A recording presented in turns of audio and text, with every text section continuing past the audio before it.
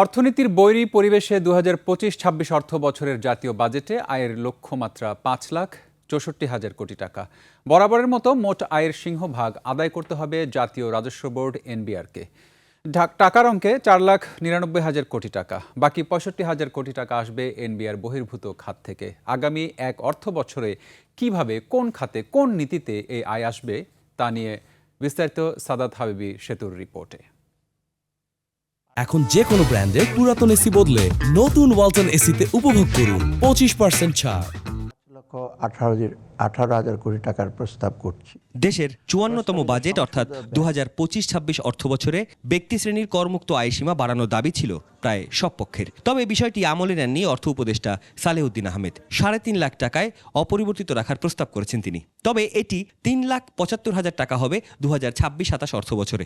ওই অর্থ বছরে ৭১-এর মুক্তিযোদ্ধা আর জুলাই যোদ্ধাদের জন্য করমুক্ত আয়ের সীমা ৫,২৫,০০০ টাকা করার প্রস্তাব করেছেন অর্থ উপদেষ্টা। কিন্তু ২০২৫-২৬-এ ব্যক্তি শ্রেণীতে সর্বোচ্চ কর হার ৩০% প্রস্তাব করেছেন তিনি। অর্থ অধ্যাদেশ ২০২৫-এর মাধ্যমে ২০২৬-২৭ ও ২০২৭-২৮-এর করবর্ষের কর হার ও সারচার্জ নির্ধারণ করা হয়েছে। পুঁজিবাজারে সার্বিকভাবে সুশাসন প্রতিষ্ঠা আর বিনিয়োগকারীদের আস্থা ফেরাতে মার্চেন্ট ব্যাংক সমূহের কর হার ৩৭% থেকে কমিয়ে ২৭.৫% করা হয়েছে। তালিকাভুক্ত ও অতালিকাভুক্ত কোম্পানির কর ব্যবধান ৫% থেকে বাড়িয়ে ৭.৫% করা হয়েছে। পুঁজিবাজারে বিনিয়োগ ও লেনদেন বৃদ্ধি উৎসাহিতকরণের সিকিউরিটি লেনদেনের উপর মোট মূল্যের ব্রোকারেজ হাউসসমূহের নিকটতে উৎস কর সংগ্রহের হার 0.05% হতে হ্রাস করে 0.03% নির্ধারণ করা হয়েছে।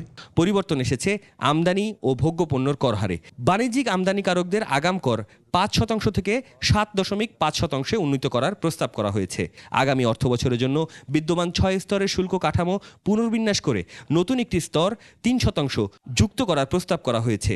একই সাথে আমদানি পর্যায়ে ১২ স্তর বিশিষ্ট সম্পূরক শুল্ক হারের পাশাপাশি নতুন একটি সম্পূরক শুল্ক হার ৪০% নির্ধারণের প্রস্তাব করা হয়েছে।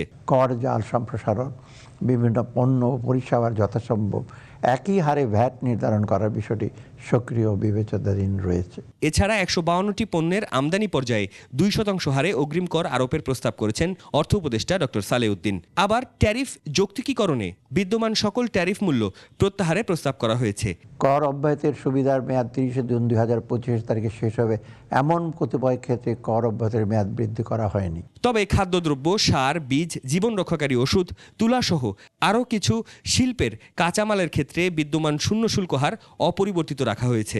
ক্যান্সারের প্রতিষেধক ঔষধ সহ সকল ধরনের ঔষধ শিল্পের কাঁচামাল আমদানি এবং এপিআই তৈরির কাঁচামাল আমদানিতে শুল্ক কর অব্যাহতির সুবিধা সম্প্রসারণের প্রস্তাব করা হয়েছে।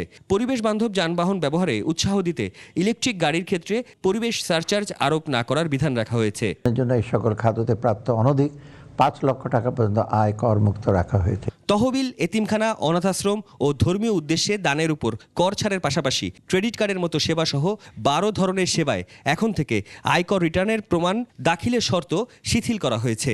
পরিপূর্ণ সাফল্যের দোরগোড়ায় পৌঁছতে আমাদের এখনো অনেকটা পথ পেরোতে হবে। সাদাত হাবিবি সেতু, ২১ টেলিভিশন, ঢাকা।